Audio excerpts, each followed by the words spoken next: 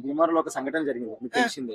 చిన్న కొడుకు కన్న తల్లిని చంపడం జరిగింది, అలాగే వాళ్ళ తమ్ముని కూడా చంపడం జరిగింది. అంటే ఎందుకని చెప్పేసి జనాలు ఇలా మారుతున్నారు? సొంత తల్లిని చంపుకున్నంత దౌర్భాగ్యం ఏముంది అసలు? దౌర్భాగ్యం కొంతమంది స్థితిలో ఉండే ఒకళ్ళు ఓర్చుకోకుండా చంపేసుకుంటారు ఏయో కారణాలు చెప్పి.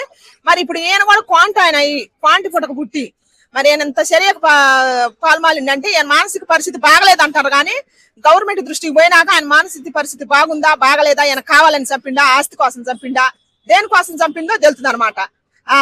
ఉంటుంటే తెలుస్తుంది దాని గురించి.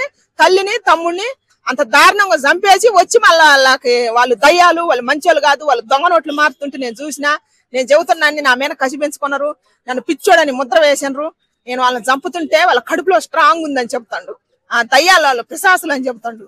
అంటే ఎందుకు కన్నతల్లిని ఆ విధంగా అని అలా చంపేయడం ఏంటిది అసలు? అంటే ఆయన నిజంగానే ఆయన పిచ్చోడా, చేసిన ఆయన పిచ్చోడా, లేకుంటే వాళ్ళ తల్లి నిజంగా ఆ విధంగా బిహేవ్ చేశారంటారా?